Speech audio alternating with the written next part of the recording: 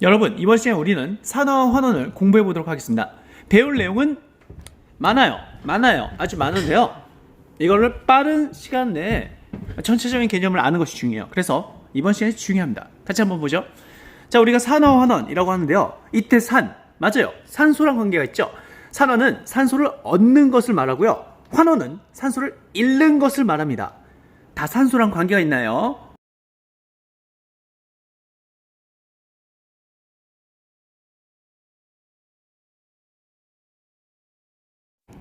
구리를 겉불꽃에 가열시키면 검은색의 산화구리로 변합니다.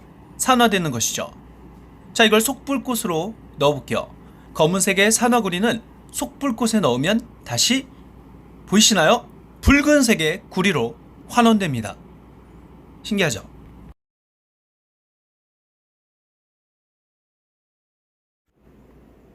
간단한 준비물이 몇 가지 필요합니다. 우선 이게 뭘까요?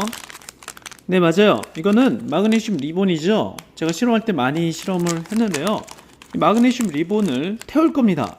자, 여러분, 마그네슘 지난번에도 봤지만 뭐예요? 안에 볼까요? 자, 마그네슘은 이렇게 생겼네요. 금속일까요? 아닐까요? 맞아요. 금속이죠. 자, 이게 금속이에요. 이걸 태울 거예요. 이 마그네슘 반응성이 굉장히 크기 때문에 탑니다. 자, 이렇게 한 다음에요. 태워볼게요.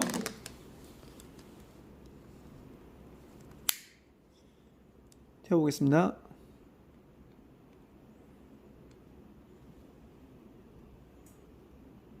자, 여러분, 이걸 태울 때는 선글라스나 이런 걸 껴야 돼요. 안 그러면 눈이 굉장히 부시거든요.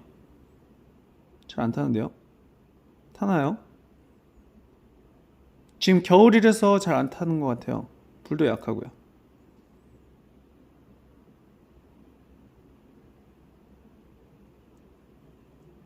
자, 보이시나요? 자, 굉장히 밝죠? 자, 보이세요? 너무 밝아서 지금 동영상도 촬영이 잘 안 될 정도인데요. 상당히 밝네요.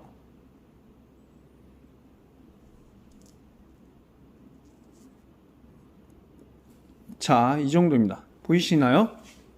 지금 여기 보면 지금 다 탔어요. 그리고 여기 하얀색 재 같은 게 남았죠? 자, 이게 바로 산화 마그네슘입니다. 산소가 붙은 거죠. 우리가 마그네슘 연소를 했는데요. 마그네슘과 산소를 반응시켜서 산화 마그네슘으로 만든 것이죠. 아까 그 하얀색 재가 산화 마그네슘입니다. 자, 이렇게 우리가 마그네슘을 산소를 얻기 위해서 산화 마그네슘을 했다. 이게 바로 산화죠.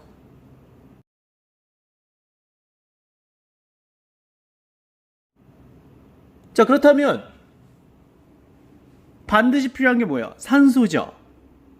산소가 있어야만 산화 환원을 설명할 수 있습니다.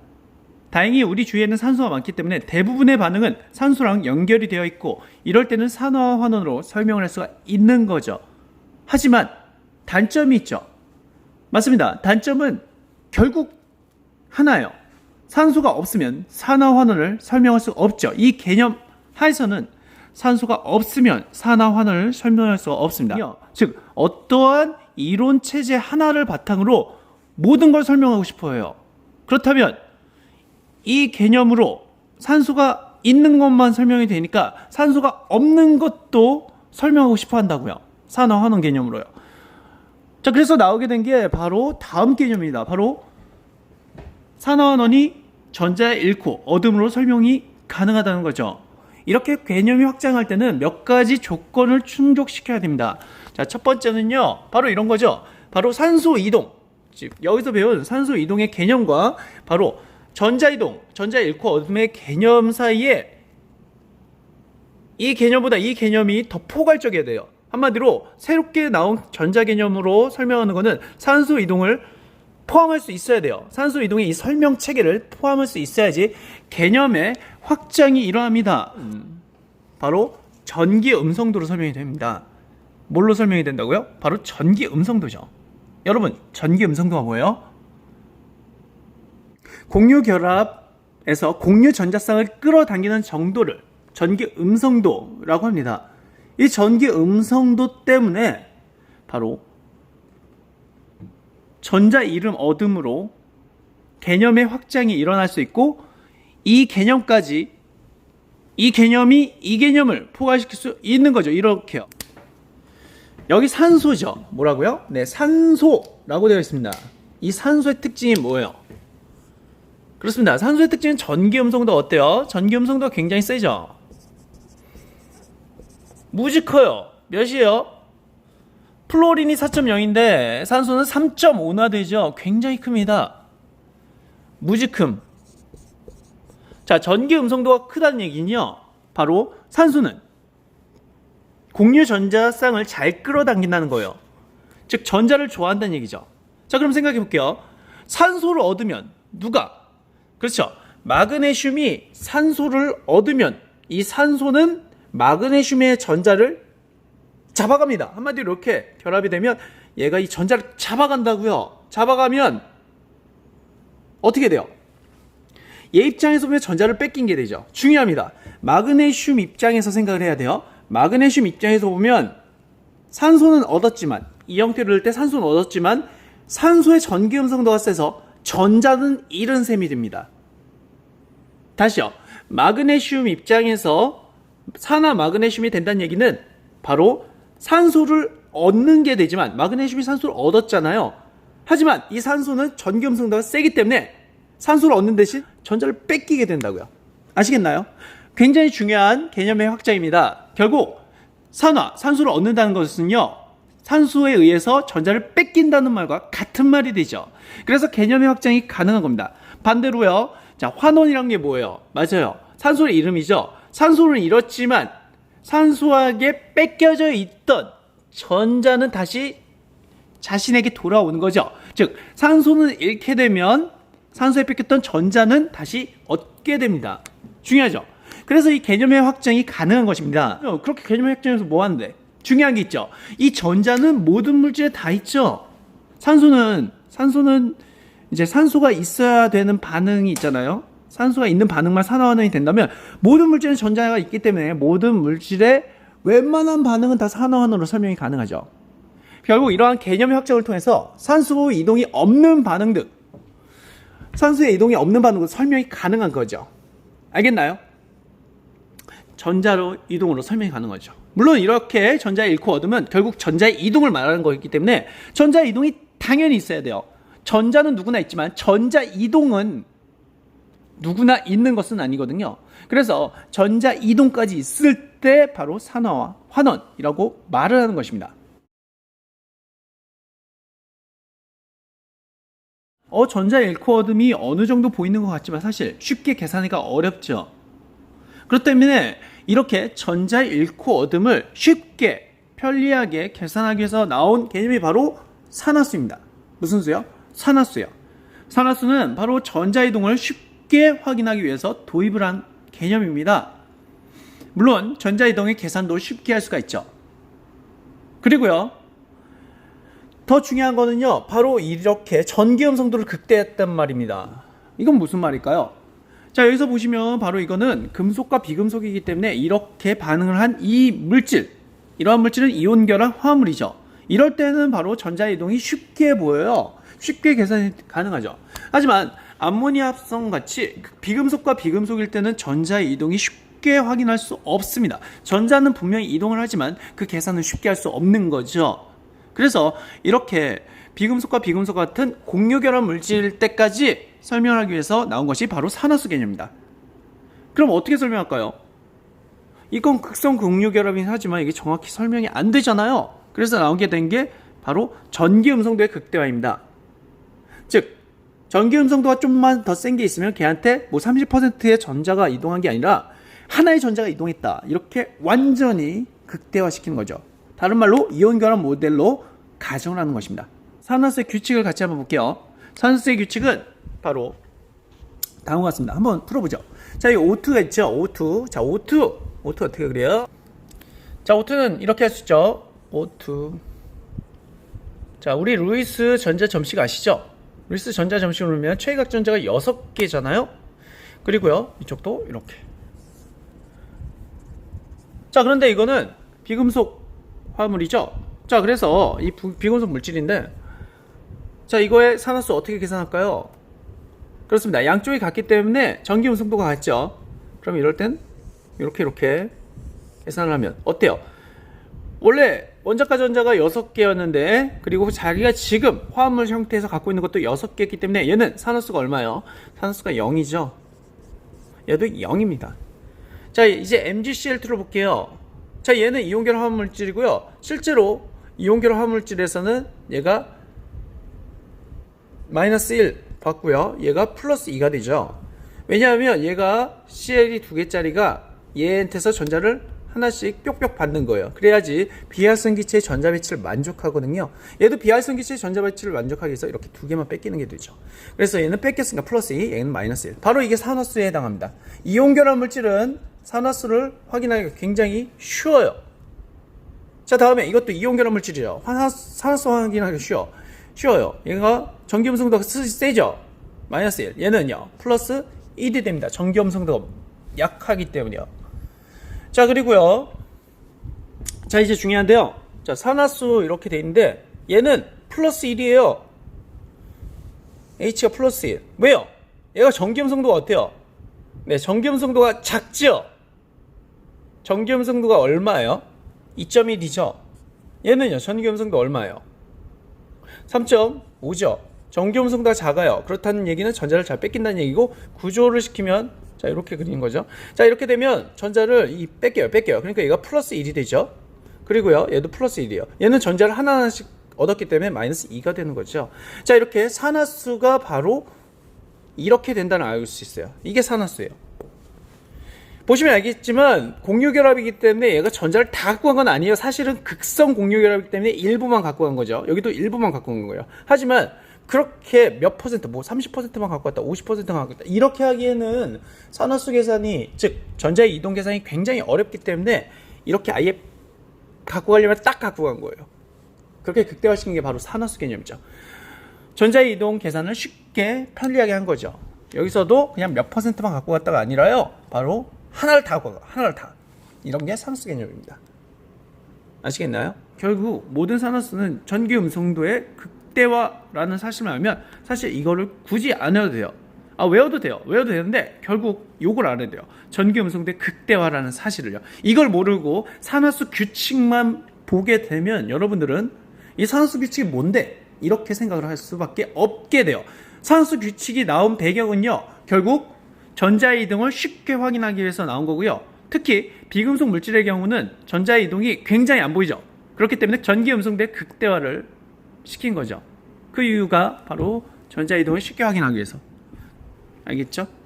자, 추가적으로 볼게요. 추가적으로 그래서 얘가 산화수가 플러스 1이 되고요. 얘는 마이너스 2가 되겠죠. 합쳐서 0이 나와야 되니까. 자, 다음 예외가 있습니다. 예외는 얘가 마이너스 1이 된대요. 얘는 플러스 1. 그런데 이거 전기음성도로 생각하면 이건 예외사항은 굳이 외울 필요가 없어요. 자, 금속 수소 화물에 대한 얘는 뭐예요? 양이온이 되기 쉽죠. 양이온이 되기 쉽다는 얘기는 뭐예요? 맞아요. 전기음성도가 굉장히 작죠. 얘는요 상대적으로 크고요. 그래서 얘가 마이너스 1, 얘가 플러스 1이 됩니다. 대부분의 산화수는 플러스 1이에요. 왜요? 비금속 원소 중에서는 얘가 전기음성도가 굉장히 작은 게 되지만 금속 원소까지 포함하면 얘는 상대적으로 금속 원소보다는 전기음성도가 큽니다. 그래서 여기서 마이너스 1이 되는 거죠. 자, 마찬가지로 얘가 금속이요, 비금속이요? 금속이죠? 금속일 때는 얘가 전기음성도가 굉장히 작아요. 수소보다요. 그래서 얘가 플러스 2가 되고요. 얘는 마이너스 1이 되죠. 이렇게 예외사항까지 있어요. 이런 거 다 하나하나 외우는 거 물론 좋아요. 하지만 가장 중요한 게 뭐라고요? 맞아요. 이 모든 건 바로 전기음성도의 극대화에서 나왔다. 그렇게 생각하시면 됩니다. 자, 5의 산화수가 마이너스 1이에요. 자, NO2를 같이 한번 볼게요. 자, NO2를 같이 한번 보면, 자, 여기서 5 뭐예요? 맞아요. 마이너스 2죠. 마이너스 2. 야, 여기는 얼마? 플러스 4가 되겠죠. 왜냐면 마이너스 2 곱하기 2 하면 마이너스 4. 그러니까 여기가 플러스 4가 돼야지 전체가 0이 되죠. 자, 다음 여기 볼게요. 자, 여기 보면 자, 예외가 있습니다. 예외. 아니, 5의 산화수가 마이너스인데 이것에 대한 예외가 있대요. 어떤 게 있을까요? 바로 이런 게 있네요. H2O2. 왜 그럴까요? 자, 그 이유를 알려드릴게요. 자, 여러분 이렇게 보면 이거 그냥 외우는 게 아니에요. 결국은 뭐예요? 전기음성도에서 왔다 하니까 이럴 때는 분자 구조를 한번 생각해 볼게요. 자, 이렇게 되고요. 루이스 전자 점식을 한번 그려볼까요? 자, 전자 하나는 얘일 거예요. 이렇게 되고. 어떻게 그래요? 맞습니다. 이렇게 그리고 또 이렇게 해요. 이렇게. 이해되나요? 이게 이해돼요? 자, 이렇게. 자, 이렇게 그릴 수가 있는 거죠. 자, 여기서 보면 다시 한번 볼게요. 자, 분자 구조로 설명해 볼게요. 자, 여기 보면 얘는 누구 거예요? H 거죠? 그쵸? 원자과 전자가 하나잖아요. 그리고요. 자, 이건 누구 거예요? 산소 거죠, 산소. 누구 거? 산소 거예요. 6개 보이죠? 그리고 옥텟 규칙을 만족하고요. 자, 그리고 이건 누구 거예요? 자, 지금 하나, 둘, 셋, 넷, 다섯, 여섯. 6개 만족하죠? 옥텟 규칙 만족하고요. 자, 그리고 여기 뭐예요? 자, 이렇게. 그러면 옥텟 규칙도 만족하고 지금 원자과 전자의 개수도 맞죠? 그러니까 이게 가장 안정한 구조예요. 그러니까 이거에 대한 루이스 전자 점식이 이거라고요. 이게 왜 중요한데요? 자, 이제 산화수를 따져볼게요. 산화수는 바로 전기 음성도랑 관계가 있다 그랬어요. 전기 음성도 한번 써볼까요? 얘가 2점 얼마요? 1이에요. 얘는요 3.5구나. 3.5죠. 얘는요 3.5예요. 얘는 2.1이고요. 자, 그러면 전기 음성도가 작은 애는 자기 걸 뺏기죠. 뺏겨봐요. 뺏겨봐. 그러면 얘는 플러스 1이 됩니다. 산화수가요. 무슨 수가? 산화수가 플러스 1이 돼요. 얘는요 플러스 1이죠. 이 전자 하나를 실제로 얘한테 뺏겼다고요. 자, 그런데 문제가 있어요. 자, 볼게요. 자, 얘 입장에서 보세요. 얘 입장에서 보면 얘는 전자를 하나 갖고 왔으니까 우선 마이너스 1이죠. 근데 여기에 있는 전자를 얘가 갖고 가나요? 갖고 갈 수가 없죠. 왜냐하면 여기도 산소, 여기도 산소니까요. 그러니까 이 전자는 서로 뺏기지도 않고 뺏을 수도 없어요. 자, 그렇기 때문에 이 전자만 뺐기 때문에 얘는 마이너스 1이 나오죠. 자, 얘도 마찬가지예요. 이 전자는 뺏어서 마이너스 1이 됐지만 또 하나를 뺏고 싶은데 이 전자를 못 뺐죠. 왜냐하면 얘랑 전기 음성도가 같으니까요. 3.5로요. 그래서 얘가 마이너스 1입니다. 자, 이렇게 우리는 바로 구조를 통해서 명확하게 이해를 할 수가 있는 거죠. 자, 플러스 1, 마이너스 1, 마이너스 1, 마이너스 1. 그래서 여기서 얘는 플러스 1이 나오고 얘가 마이너스 1이 나온다. 이렇게 산화수를 우리가 계산할 수가 있어요. 이 이야기를 왜 하냐? 결국 대부분의 산소의 산화수는 마이너스입니다. 그렇죠. 왜냐하면 전기 음성도가 크기 때문에 결합하는 족족 전자를 끌고 가서 이렇게 되죠. 자, 그런데 자, H2O2 같은 경우는 바로 이 전자는 끌 수 있지만 이 전자는 서로 전기 음성도가 같기 때문에 못 끄니까 바로 마이너스 1이 됐다. 이렇게 우리가 구조를 통해서 파악할 수가 있는 거죠. 단순히 외우는 게 아니에요. 결국 구조를 통해서 파악하는 거죠. 그리고 가장 중요한 건 뭐라고요? 바로 전기 음성도의 극대화라는 사실이 가장 중요한 거죠. 자, 그리고 다시 한번 볼게요. 또 다른 예외가 있습니다. 바로 OF2가 있네요. 자, OF2에서는요 어떤 현상이 일어나는지 보죠. OF2는 바로 우리가 이렇게 그릴 수 있죠. 여기 보시나요? OF2. OH2를 이제 H 대신에 F를 그린 거나 마찬가지죠. 분자 구조와 물이랑 굉장히 비슷하죠. 자, 이러한 형태일 때 자, 어떤 일이 일어나는지 같이 한번 볼게요. 자, 여기서 보면 전기 음성도가 누가 더 세요? 그렇습니다. 전기 음성도 얘가 4.0이죠. 그리고요, 얘는 3.5죠. 얘는 얼마예요? 4.0이죠. 자, 이러한 상태일 때는 산소가 전기 음성도가 센 게 아니라 약하기 때문에 오히려 뺏깁니다. 뺏기면은 얘가 한 번 뺏기고 몇 번 뺏겨요? 2번 뺏기니까 플러스 2가 되죠. 전자는 마이너스니까 마이너스 2개를 뺏기니까 플러스 2가 됩니다. 자, 그리고 여기는요 마이너스를 받았으니까 여기는 마이너스 1이 되고 여기도 무엇이 돼요? 마이너스 1이 되죠. 자, 이렇게 예외상이 있습니다. 대부분의 산소의 산화수는 전기 음성도가 세기 때문에 마이너스 2가 됩니다. 하지만 예외상이 두 개가 있었던 거죠. 첫 번째는 바로 H2O2 과산화물 이런 거예요. 왜냐하면 이때 결합할 때 산소와 산소하니까 전기 음성도가 같으니까요. 서로 뺄 수가 없죠. 이건 뺐죠. 그래서 마이너스 1이 됩니다. 자, 여기서는요. 자, 여기서는 OF2. 이건 왜 그래요? 그렇죠. 여기서는 산소가 전기 음성도가 더 센 애가 아니라 더 약한 애죠. 그렇기 때문에 이런 형태로 오히려 플러스 2가 되죠. 자, 어때요? 이런 게 바로 산화수 규칙이에요. 지금 산화수 규칙을 대충 어느 정도 설명을 했는데요. 결국 이러한 산화수 규칙은 어디서 나왔다? 바로 전기 음성도에서 나왔다. 그 이유가 뭐라고요? 전기 음성도에 극대화를 시키면 전자이동을 쉽게 확인할 수 있기 때문에. 그 이유가 뭐라고요? 이렇게 산화수를 하는 이유가 산화수의 개념은 바로 산화환원을 좀 더 정확하게 표현하기 위해서 나왔다라고 생각하시면 돼요. 이해되시나요? 자, 그렇다면 이러한 산화수 개념을 바탕으로 바로 암모니아 합성을 설명해보죠. 질소끼리 결합을 했어요. 그렇다면 그렇죠. 뺏기거나 뺏는 전자가 없죠. 그냥 본연의 전자만 갖고 있죠. 왜냐하면 질소끼리의 결합은 바로 전기 음성도가 같은 원소끼리의 결합이니까요. 그래서 여기서는 산화수가 얼마가 나와요? 산화수가 0이 나옵니다. 자, 여기도 마찬가지로 산화수가 얼마가 나와요? 0이 나오죠. 왜냐하면 HH는 산화수가 이제 전기음 성도가 같으니까 산소가 0이 나와요. 자, 이걸 한번 볼게요. 자, 이건 어떻게 될까요? 맞습니다. 얘는 어떻게, 원래 구조가 뭐예요? 자, 이거죠, 이거. 여기다 그릴게요. 자, 이거죠. 자, 이렇게 그리는데, 여기서 바로 누가 전기음 성도가 세요? 얘가 전기음 성도가 3.0입니다. 얘는요 2.1이고요. 얘도 2.1, 얘도 2.2. 바로 산화수가 그렇죠. 이거 뭐야? 얘는 플러스 1, 얘도 플러스 1, 얘도 플러스 1, 얘는 마이너스 3이 되죠. 이게 바로 산화수입니다. 바로 극대화를 시킨 거죠. 전기음 성도의 극대화. 그때 그래야지만 전자 계산이 빠르니까요.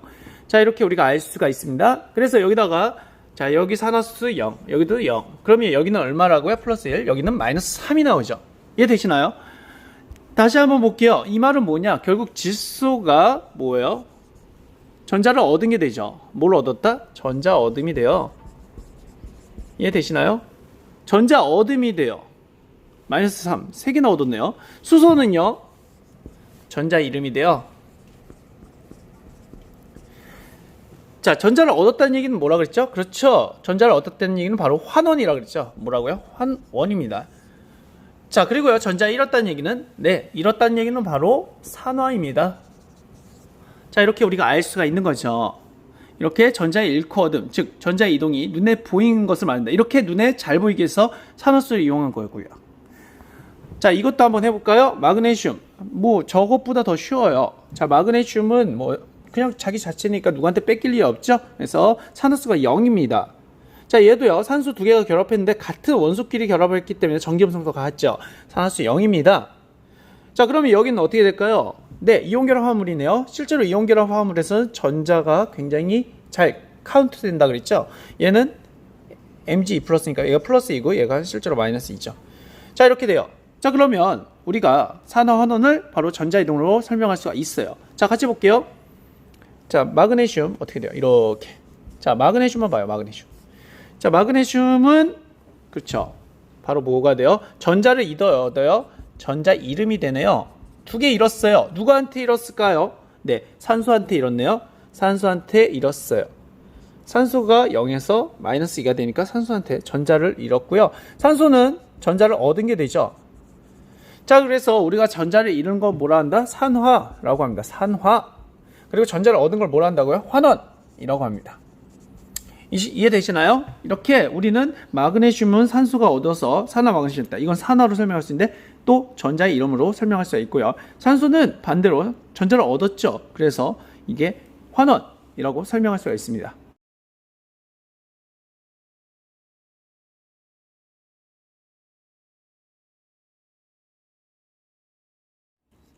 자, 한번 실험을 해보도록 하겠습니다. 자, 여기 뭐가 있죠? 황산구리가 있네요. 황산구리 2 수화물이라고 있는데 물이 약간 결합되어 있나 봅니다. 수화물이죠. 자, 황산구리랑 이게 뭘까요? 맞습니다. 아연이 있습니다. 아연 조각일 거예요. 한번 열어볼까요? 보시면 자, 아연입니다. 이게 아연이에요. 금속류고요. 쇠랑 겉모습은 비슷하죠. 자, 이 아연을 하나 꺼내겠습니다. 자, 이 상태에서요.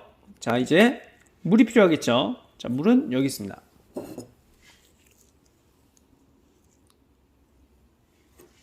자, 여기 보시면 물 안에 물 안에래. 비커에 물을 좀 넣고요. 그리고 자, 여기 보이시죠? 뭐예요? 황산구리. 영어로 뭐예요? cupric sulfate라고 합니다. 자, 이거 황산구리 일부를 넣겠습니다. 뭐 너무 많이 안 넣을 거예요. 이 정도? 이 정도? 자, 넣어볼게요. 자, 이렇게 넣었고요. 이제 여기다가 이제 유리막대나 이런 걸로 쉬쉬 저어줍니다. 자, 유리막대가 여기 있네요. 색깔이 어때요? 파란색이죠? 자, 황산구리 실험을 굉장히 자주 하는데요. 볼 때마다 이뻐요. 얼마나 이뻐? 에메랄드빛 같죠? 황산구리입니다. 자, 이 황산구리에다가 바로 우리가 아연. 이 아연을 넣을 거예요. 간단하죠, 실험이? 자, 황산구리에 아연을 넣었습니다. 반응이 일어날까요? 한번 같이 보죠.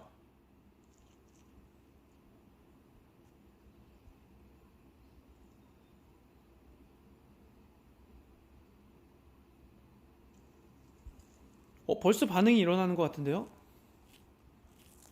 자, 한번 꺼내볼까요? 색깔이 어때요? 아연판의 겉 표면이 어떻게 되고 있어요? 검은색으로 변하고 있죠? 자, 이렇게 되네요. 오! 색깔이 검은색으로 됐어요. 반응이 일어난다. 반응이 일어난다는 이야기는 우리가 화학 반응식으로 쓸 수 있다는 이야기와 같습니다. 화학 반응식으로 쓸 수 있대요. 한번 써볼까요? 와, 이쁘다.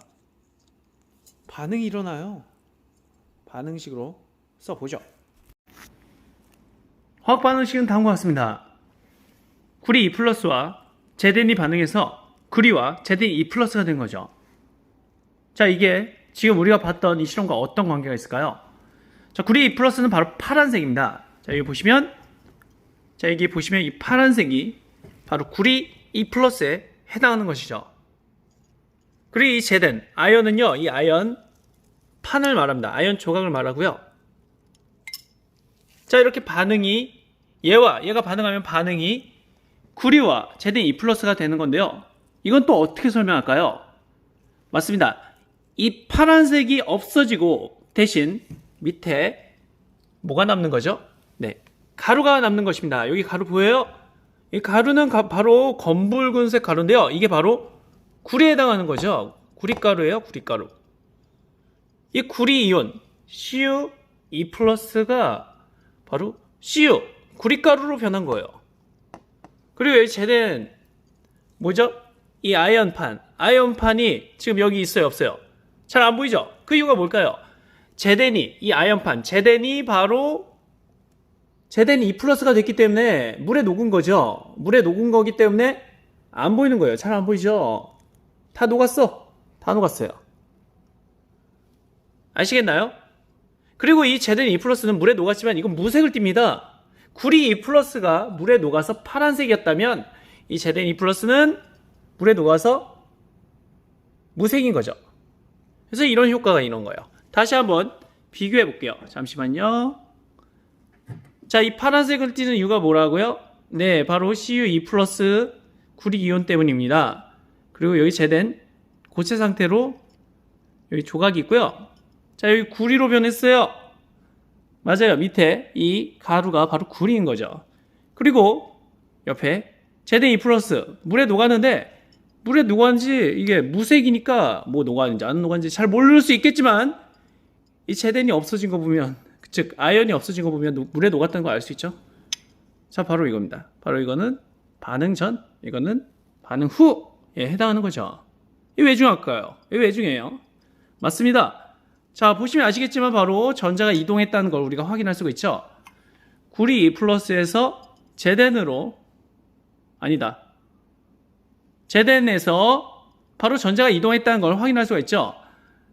제덴에서 바로 구리 2+고 전자가 이동해서 바로 이게 된 겁니다. 전자의 이동이 보이는 것이죠. 누가 더 전자를 좋아해요? 맞습니다. 구리가 더 전자를 좋아한다는 게 돼요. 아연은요, 전자를 잘 잃고요. 그래서 구리와 아연이 만나면 아연의 전자를 구리가 뺐습니다. 이렇게요. 자, 사람들이 생각을 했어요. 그렇다면 이건 전자의 이동과 관계했다. 즉 아연에 있는 전자를 구리 이온이 쏙쏙쏙 갖고 가는 거다 라고 생각을 했죠. 그렇다면 우리가 이걸 잘 이용하면, 전자의 이동이 있기 때문에 이걸 잘 이용하면 우리가 전류를 만들 수가 있죠. 즉 전기를 흐르게 만들 수 있습니다. 그게 바로 뭐예요? 맞습니다. 화학전지죠. 화학전지를 같이 한번 볼게요. 자, 여기서 좀 어려운 점은 사실 구리 이온이기 때문에, 자, 여기 보시면 구리 이온과 아연 사이에 전자 이동이 있어요. 그렇지만 그게 우리가 실생활에 쓸 수 있을 정도로 유용하진 않죠. 왜냐하면 도선을 흐르는 게 아니기 때문이에요. 그래서 바로 우리가 도선을 설치합니다. 그리고 이 구리이온을 그냥 구리로 바꾸는 거죠.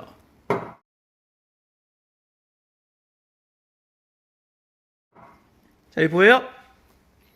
자, 한번 실험을 한번 해볼게요. 화학 전지를 같이 한번 만들어 보죠. 간단해요. 자, 아연 판, 아까 전에 아연판. 자, 아연판 해서 이렇게 만들 수가 있는 것입니다. 알겠나요? 자, 우리가 이렇게 소금을 이용해서, 소금은 물이 되면 이제 전해질 역할을 하죠.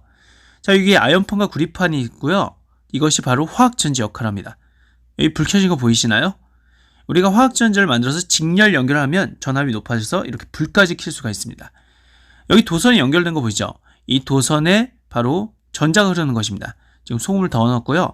아연은 전자를 주기를 원하고 구리는 얻기를 원해서 산화하는 반응으로 이렇게 우리가 화학전지를 만들 수가 있는 거죠.